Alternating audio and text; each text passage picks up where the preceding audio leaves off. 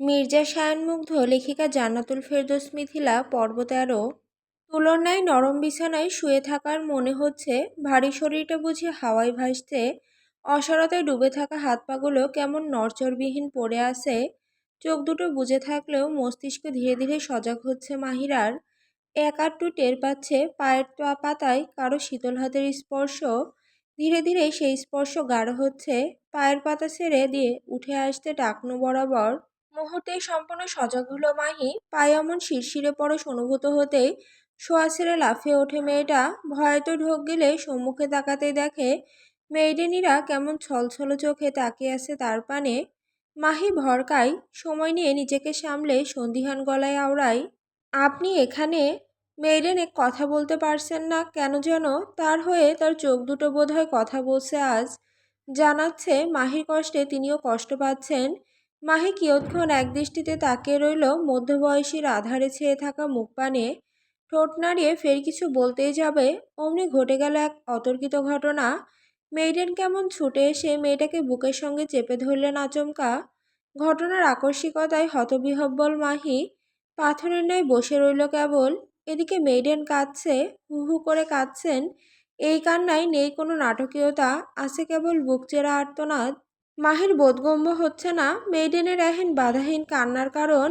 সময় যত পেরোচ্ছে ততই যেন বেড়ে যাচ্ছে মেইডেনের কান্নার বেগ। মাহি আর পাথরের ন্যায় বসে থাকার মুরদে রইল না।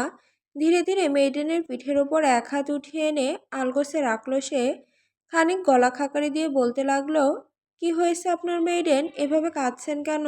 মেইডেন তৎক্ষণাৎ জবাব দিলেন না, অথচ মাহিকে বুকের সঙ্গে শক্ত করে চেপে ধরে চোখ দুটো বুঝে কেমন পাগলের ন্যায় বিড়বিড় করছেন, মোয়া মামনি মারিয়া, মোয়া লিউবি মায়া, দেভচকা, মামা তেব্বা ওচেন লিউবিত। আমার মামনি মারিয়া, আমার আদুরে মেয়ে, মা তোমাকে খুব ভালোবাসি মা। মাহির বোধগম্য হলো না এখন ভিনদেশি ভাষা। সে তৎপর হলো মেইডেনকে থামাতে। মেইডেনের পিঠের ওপর আলতো করে হাত বুলিয়ে নরম কণ্ঠে বলছে, কান্না থামান মেইডেন, হঠাৎ করে কি হলো আপনার? কথাটা শুনতেই মেইডেন তড়িৎ নিজের উপচে পড়া আবেগগুলোকে দমালেন দক্ষতায়। রইস হয়ে বড় একখানা ঢোক গিললেন কান্নাগুলো গলার কাছে আটকে ফেলতে। অতপর ভীষণ চেষ্টায় নিজেকে কোনো মতে সামলে নিয়ে মাহিকে ছাড়লেন। মাহি বেচারি ছাড়া পেয়ে তৎক্ষণাৎ বুক থেকে সরে এলো মেইডেনের। সন্দিগ্ধ দৃষ্টি তুলে তাকাতেই দেখল মেইডেন কেমন হাঁ করে তাকিয়ে আসছে তার পানে। চোখে পলক পড়ছে না মধ্যবয়সীর। মাহি খানিক অস্বস্তিতে পড়ল তার অমন চাহনি দেখে। সামান্য ঢোক গিলে শুকনো কাঠ গলায় কোনো মতে ভিজিয়ে নিয়ে মুখ খুলল, আপনি কি কিছু বলবেন মেইডেন? আমাকে ক্ষমা করে দাও। কথার পিঠে এহেন অপ্রাসঙ্গিক বাক্য বোধহয় সুবিধের ঠেকল না মাহির নিকট। মেয়েটার সন্দিগ্ধ মুখাবয়ব তো তাই বলছে। সে তৎক্ষণাৎ কপালে গোটা কতক সন্দেহের ভাঁজ টেনে গম্ভীর কণ্ঠে আওড়ায়, মানে হঠাৎ ক্ষমার প্রসঙ্গ আসলো কোত্থেকে? মেয়েডেন স্মিত হাসলেন, প্রত্যুত্তরে সঠিক জবাব না দিয়ে আলগোসে মাহির এক হাত টেনে নিয়ে ঠোঁট বসালেন হাতের উল্টো পিঠে। মনে মনে বললেন, ভবিষ্যতে ক্ষমা চাওয়ার সময় পাবো না ডিয়ার, কেননা তোমার আয়ের স্থায়িত্ব খুব বেশি দিন নেই। সোচি ক্যাসিনো অ্যান্ড রিসর্ট শহর থেকে বেশ দূরত্বে অবস্থিত ক্যাসিনোটি বাইরে থেকে দেখতে যতটা বিলাসবহুল, ভেতর থেকে দেখলে ততটাই গা ছমছমে রহস্যময়, তাই বুধ। উক্ত ক্যাসিনোতে দিনের বেলা বিভিন্ন ধরনের বেটিং কিংবা জোয়ার আসর বসলেও সন্ধ্যা হতে না হতেই ক্যাসিনোর সম্মুখ দুয়ার বন্ধ হয়ে যায় সাধারণের জন্য। তবে রাত যত গভীর হয় উক্ত ক্যাসিনোতে বিভিন্ন গ্যাংস্টারের আসা যাওয়া বোধ হয় ততই বেড়ে যায়। সচি রিসোর্টের বেসমেন্ট আলিশান কক্ষের ন্যায় জায়গাটিতে সাজিয়ে রাখা বড় একখানা গোলাকার টেবিল। টেবিলের ওপর সারিবদ্ধভাবে সাজিয়ে রাখা বিদেশি ইল্লিগ্যাল অস্ত্র। পাশেই স্তূপ জমিয়েছে সাদা কোকেইন পাউডার। টেবিলের হেড অব দ্য চেয়ার বাদ রেখে বাদবাকি চেয়ারে গোল হয়ে বসে আছে বেশ কিছু নামিদামি গ্যাংস্টার। আন্ডারওয়ার্ল্ডের কালো জগতে যাদের রয়েছে অবাধ বিচরণ, প্রত্যেকের চোখে মুখে অপেক্ষা পরিলক্ষিত, যেন সবাই বেশ আগ্রহ নিয়ে বসে আছে কারো আগমনের অপেক্ষায়। সময় গড়াচ্ছে, কক্ষে উপস্থিত প্রতিটি মানুষের বিরক্তি বাড়ছে তরতর করে। তারা কি আর যেন তেন মানুষ? শত হলেও গ্যাংস্টার বলে কথা। তাদের এভাবে ডেকে এনে অপেক্ষা করানোর মানেটা কি? তাদের সময়ের কি কোনো মূল্য নেই? কথাগুলো ভাবতে ভাবতেই উপস্থিত গ্যাংস্টারদের মধ্য থেকে তক্ষুনি উঠে দাঁড়ায় বেঞ্জামিন, স্পেনের মাওরো গ্যাংয়ের হেড। মধ্যবয়সী লোক, পেটটা ভারী উঁচু, মাথা ভর্তি কোঁকড়ানো চুল, গায়ের রংটা বেশ ময়লা। তিনি বসা ছেড়ে উঠেই কেমন চিরবিরানো কণ্ঠে বলে ওঠেন, what the hell is this going on here? কতক্ষণ যাবৎ বসে আছি আমরা, অথচ মনস্টারের আসার কোনো নামগন্ধও নেই। তিনি না এলে ডিল ফাইনাল হবে কিভাবে? জানবো কিভাবে যে কয়টা কন্টেইনার পাচ্ছি? বেঞ্জামিনের কণ্ঠে সে কি তেজ! ভাষার প্রয়োগ হয়েছে রূঢ়তা। বাদবাকি সবাই মনোযোগ দিয়ে শুনলেন কথাটা, তবে গায়ে মাখলেন না কেউ। আশ্চর্য হলেও সত্যি কারো মুখেই তেমন কোনো বিরক্তির ভাঁজ নেই, যেমনটা আছে বেঞ্জামিনের মুখবয়বে। তাদের ভাব দেখে মনে হচ্ছে তারা বুঝি এহেন অপেক্ষায় অভ্যস্ত। বেঞ্জামিন চোখ ঘুরিয়ে ঘুরিয়ে সকলের মুখবয়ব পরখ করল একবার। কই সে ভাবল এভাবে প্রতিবাদী আওয়াজ তুললে বাকিরা নিশ্চিত তার সঙ্গে সায় দিবে, অথচ কাণ্ড দেখো, হলো এর উল্টো। বেঞ্জামিন ভারী অপমানিত বোধ করলো এবার। কপালের চামড়ায় ঝুলে থাকা বিরক্তির ছাপগুলো তার ধীরে ধীরে রূপান্তরিত হলো রাগে, ক্ষোভে। সে কেমন গজগজ করতে করতে চেয়ার ছেড়ে চলে যেতে উদ্যত হলেই পেছন থেকে ভেসে আসে ভিক্টর তথা থাইল্যান্ডের মিয়ামি গ্যাংয়ের লিডারের দারাজ কণ্ঠ, প্রাণে বাঁচতে চাইলে আর এক কদমও বাড়াবেন না বেঞ্জামিন।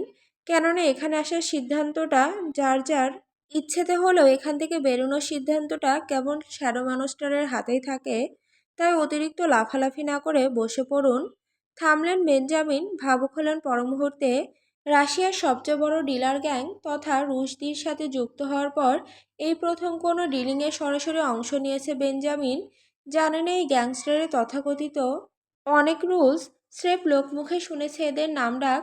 মনের মধ্যে একরাশ কৌতূহল থাকা সত্ত্বেও এখন অবধি শ্যাডো মনস্টার নামক ব্যক্তিটিকে একটিবারের জন্য দেখার সৌভাগ্য মেলেনি তার। এই নিয়ে বেচারা ভারী বিরক্ত। হতে চেয়েছিলেন মনস্টারের ফেভারিট, অথচ এখন দেখো গুটি উল্টে গেল এক মুহূর্তে। বেঞ্জামিন কপট অতিষ্ঠ মুখে ফের চলে এলো নিজ আসনে। পরনের দামি কোটটার পেটের কাছে বোতামটা খুলে নিয়ে আলগোছে বসলো চেয়ারে। খানিকক্ষণ সাপের ন্যায় হুদায় ফোঁস করেও যখন দেখলো স্বস্তি মিলছে না, ঠিক তখনই বেচারা খানিকটা বেঁকে বসে পাশের জনকে চাপা স্বরে জিজ্ঞেস করলো, কখন আসবে মনস্টার? ভিক্টর কোকেন হাতাচ্ছে, কখন আবার প্যাকেট তুলে নাকের কাছে নিয়ে এসে ঘ্রাণ শুকছে জোরালোভাবে। তন্মধ্যে বেঞ্জামিনের অমন প্রশ্নের জবাবে শেষলাত্মক হাসল ভিক্টর। শেষলাত্মক কণ্ঠে বলল, যখন মনস্টারের মন চাইবে।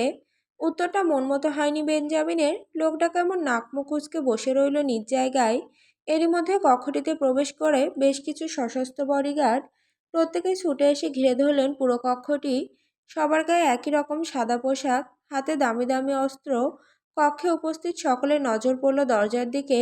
দেখল ধীরে ধীরে একজোড়া বুট পরিহিত পা গটগটিয়ে ঢুকছে ভেতরে। সবার দৃষ্টি ক্রমশ উপরে উঠল। কিয়ৎক্ষণ বাদেই সবার চক্ষুগোচর হলো ম্যাজেন্টা রঙের স্যুট পরিহিত এক সুদর্শন যুবককে। যুবকের চোখে মুখে কুটিল হাসির রেশ স্পষ্ট। মাথার চুলগুলো ছোট ছোট কাট দেওয়া, গালটা আবৃত খোঁচা খোঁচা দাড়িতে, পরনের শার্টের উপরিভাগের বেশ কটি বোতাম খোলা। যুবক সবাইকে এক পলক দেখে বাঁকা হাসল। পা দুটো দাম্ভিক কদমে টেবিলের দিকে এগিয়ে আসতে আসতে ভরাট কণ্ঠে বলল, হেই এভরিওয়ান, হোয়াটসঅ্যাপ? ডিল এখনো ফাইনাল হয়নি।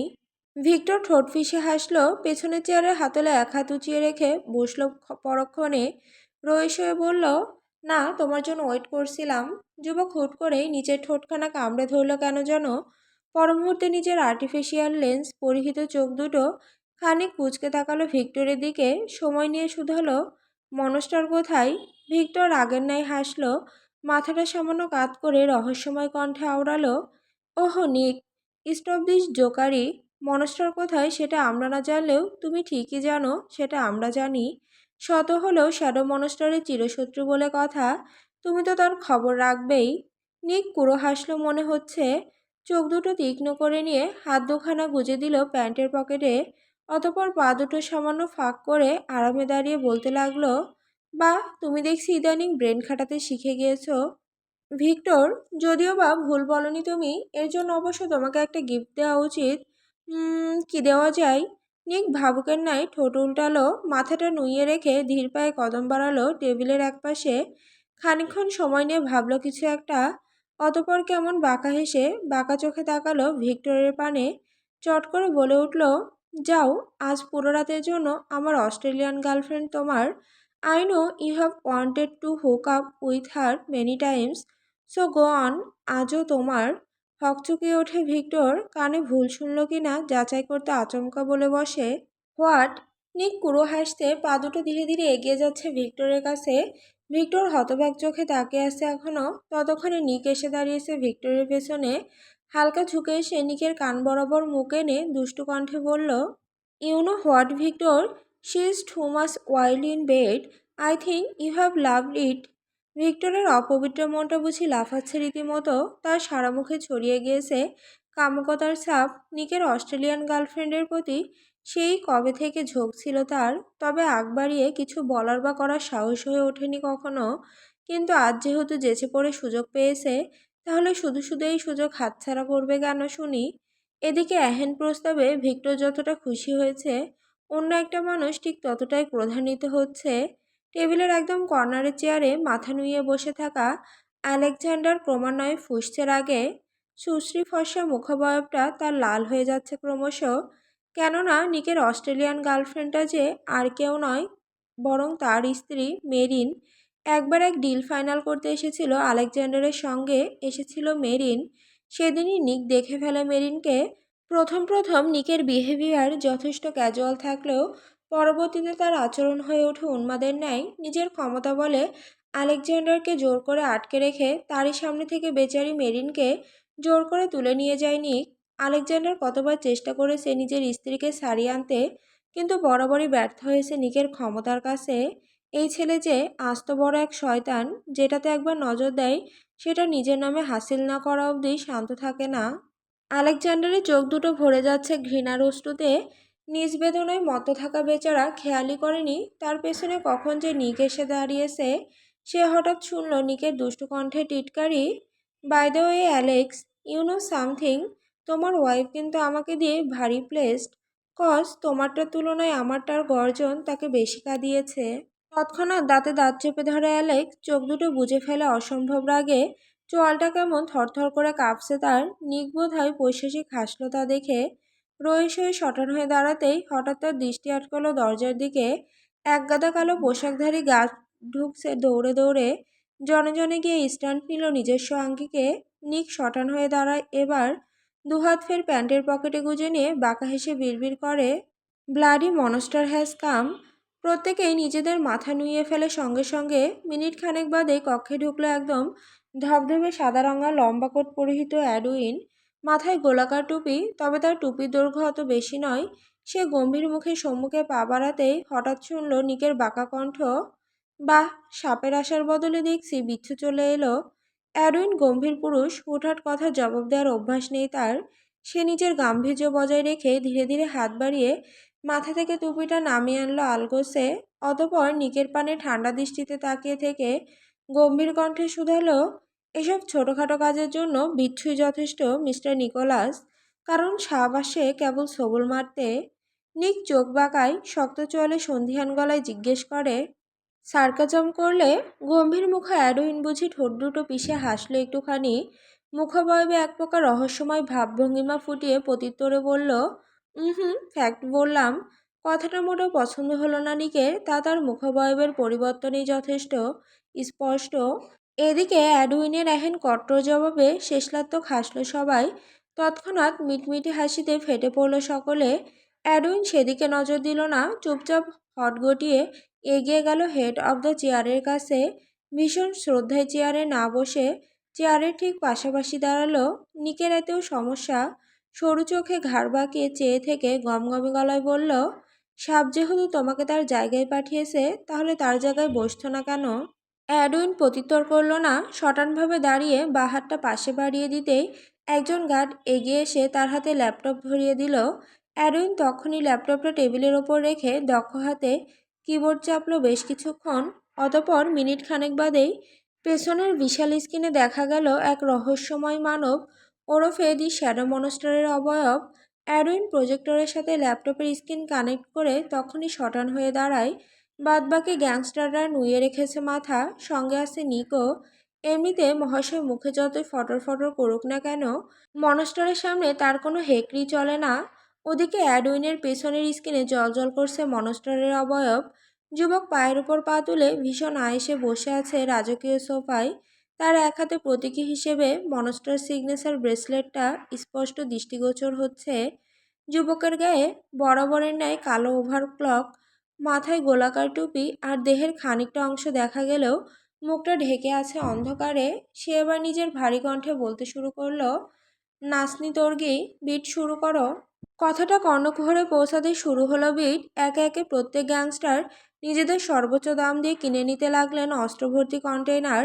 শ্যাডো মনস্টার আড়ালে থেকে প্রত্যেককে বুঝিয়ে যাচ্ছেন নিজেদের কাজ, কে কোথায় কবে কিভাবে কন্টেইনার নিবে আনবে সব কিছু। সবার মনোযোগ কাজের দিকে থাকলেও একমাত্র নিকের মনোযোগ অন্যত্র। তার বিষাক্ত মন ভাবছে অন্য কিছু।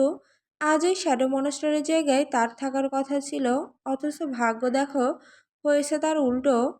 রাত প্রায় 12:30টার কাছাকাছি। ঘুম নেই মাহির চোখে, অস্থিরতায় বুঁদ হয়েছে শরীর। রাতের খাবারটা এখনো খায়নি মেয়েটা। কেন যেন ক্ষুধা নামক ইচ্ছেটুকু আপাতত নেই তার মধ্যে। মাহি চুপচাপ পা গুটিয়ে বসে আছে জানালার পাশের কাউচের ওপর। ছলছল চোখ দুটি অদূরের আসমানের পানে নিবদ্ধ। নীরবে তাকিয়ে আছে একদৃষ্টিতে। আকাশে রাত চাঁদ ওঠেনি, মিটমিটিয়ে জ্বলছে তারাগুলো। তাদের পানে চেয়ে থাকতে ভীষণ শান্তি পাচ্ছে মেয়েটা। সে যখন নিজ প্রশান্তিতে মত্ত, ঠিক তখনই ফুড র্যাক নিয়ে কক্ষে আগমন ঘটে মেইডেনিরার। মেঝেতে হালকা ঘর্ষণের শব্দ পেয়ে তৎক্ষণাৎ ঘাড় বাঁকিয়ে তাকায় মাহি। মেইডেনকে খাবার নিয়ে আসতে দেখে ফের মুখ ঘুরিয়ে নেয় মেয়েটা। অনীহার সুরে বলে, কেন আনলেন আবার? আপনাকে না বললাম আমি খাবো না। মেইডেন শুনেও না শোনার ভান ধরলেন। রয়ে শয়ে ফুড র্যাকটা ঠেলে নিয়ে এলেন কাউচের সামনে। পা ঘুরিয়ে নীরবে এসে বসলেন মাহির পায়ের কাছে। মাহি তৎক্ষণাৎ নিজের পা দুটো গুটিয়ে নেয়। মেইডেন তখন আলতো হেসে হাত রাখলেন মেয়েটার হাঁটুর ওপর। নরম কণ্ঠে শুধালেন, খেয়ে নাও ডিয়ার, আমার ওষুধ খেতে হবে। মাহি অন্যত মুখ ঘুরিয়ে রেখে বলে ওঠে, আপনার ওষুধ আপনি খাবেন, আমি তো আপনাকে ধরে রাখিনি মেইডেন। মেইডেন ঠোঁট উল্টালেন মুখভঙ্গিতে কপট নাটকীয় ভাব ধরে। সুর টেনে টেনে বললেন, বারে, খাবার না খেয়ে কিভাবে ওষুধ খাবো শুনি? হতবাক মাহি। খুব বেশিক্ষণ জড়সড় ভাব নিয়ে বসে থাকাটা আর হলো না মেয়েটার। তৎক্ষণাৎ নড়ে চড়ে বসে মেইডেনের পানে শান্ত চোখে তাকিয়ে থেকে নরম কণ্ঠে জিজ্ঞেস করল, আপনি এখনো খাননি? দুধারে কয়েকবার মাথা নাড়ায় মেইডেন। অন্যত্র চোখ ঘুরিয়ে গলায় একরাশ নমনীয়তা ঢেলে জবাবে বললেন, যেখানে আমার মেয়েটা এখনো না খেয়ে আছে সেখানে আমি কিভাবে খাই বলো তো? মাহি নরম মনের মানুষ, খুব সহজেই যে কাউকে বিশ্বাস করে ফেলার বড় দোষ রয়েছে তার। আজও ঘটলে একই ঘটনা। মেইডেনের মায়া কান্নায় মেয়েটা ভুলে গেল সব। নিজের একরাশ অনীহা থাকা সত্ত্বেও কেবলমাত্র মেইডেনের কথা চিন্তা করে রাজি হয়ে গেল খাবার খেতে। মেইডেন বুঝে এতেই রাজ্য জয়ের আনন্দ পেলেন। তখনই সার্ভিং র্যাক থেকে দুটো প্লেট নিয়ে এলেন সামনে। ধীরে ধীরে নিজের পাতে এবং মাহির পাতে খাবার বেড়ে দিলেন একটু একটু করে। তারপর র্যাক থেকে এক বাটি বড় বড় চিংড়ির মালাইকারি তুলে হাতে নিলেন তিনি। খুব যত্ন করে মাহির পাতের কোণে খানিকটা তরকারি দিয়ে বাটিতে সরিয়ে নিতে চাইলেই মাহি কেমন জোর দেখিয়ে বলে ওঠে, আপনিও নিন না, চিংড়ির মালাইকারি কিন্তু খুব স্বাদের। এহেন কথায় মেইডেন কেমন থতমত খেলেন মনে হচ্ছে। মানুষটার মুখাবয়বে কাচুমাচু ভাব বেশ স্পষ্ট, যেন খাবারটা নিজ পাতে নিলেই কিছু একটা ঘটে যাবে তার সঙ্গে। মেইডেন প্রসঙ্গ ঘোরাতে কেমন আফসোস নিয়ে বললেন, আর বলো না ডিয়ার, খেতে তো আমিও চাই, বাট আমার আবার চিংড়িতে মারাত্মক অ্যালার্জি। মুখে নেওয়া মাত্র নিঃশ্বাস আটকে আসে, তাই ডাক্তার বারণ করেছে চিংড়ি খেতে। সহজ সরল মাহি ধরে নিল কাহিনী সত্য, তাই সে আর জোর করল না মেইডেনকে। নিজেই নিজের পাতে কবজি ডুবিয়ে খেতে লাগলো কেমন। তবে তরকারিটা একটু মুখে নিতেই স্বাদে ভারী তারতম্য পেল মেয়েটা। শঙ্কিত মনে প্লেটটা নাকের কাছে নিয়ে এসে ঘ্রাণ শুকলো একবার। তার কেন যেন মনে হচ্ছে তরকারির স্বাদটা একটু ভিন্ন। এদিকে মেইডেন মাহিকে খাওয়া থামাতে দেখে উদ্বিগ্ন হলেন। যেচে পড়ে তারা দেখিয়ে বললেন, কি হলো, খাও। মাহি ভাত মাখাচ্ছে ধীরে ধীরে, মাথাটা নুইয়ে রেখে বলে ওঠে, মাছটা কেমন যেন লাগছে। মেইডেন হাসলেন ইতস্তত কণ্ঠে, পরক্ষণেই শুধালেন, বিদেশি মাছ তো, আর আমিও ফার্স্ট টাইম রান্না করলাম, তাই হয়তো এমন লাগছে তোমার কাছে। মাহির মনটা কেমন খসখস করছে, তবু সৌজন্য রক্ষার্থে কোনো মতে খাবারটুকু খেলো মেয়েটা। আশ্চর্যের ব্যাপার হচ্ছে, প্রথম দু লোকমা নাক সিটকাতে সিটকাতে মুখে তুললেও বাকি অবশিষ্ট খাবারটুকু এক প্রকার ঘাপুস ঘুপুস করে গিলছে মাহি। মেয়েটার চোখে মুখে এক অদ্ভুত পরিবর্তন দেখা যাচ্ছে ক্রমশ। তার চোখ দুটো নিভু নিভু হয়ে যাচ্ছে, ঠোঁটের কোণে নেশাগ্রস্তের ন্যায় ঝুলছে শূন্য হাসি। মেইডেন একদৃষ্টিতে তাকিয়ে রইলেন মাহির পানে। যেই দেখলেন মাহির মুখখানায় পরিবর্তন নেমেছে, অমনি বাঁকা হাসলেন তিনি। খানিকটা এগিয়ে এসে চাপা স্বরে মাহিকে বললেন, কেমন লাগছে ডিয়ার?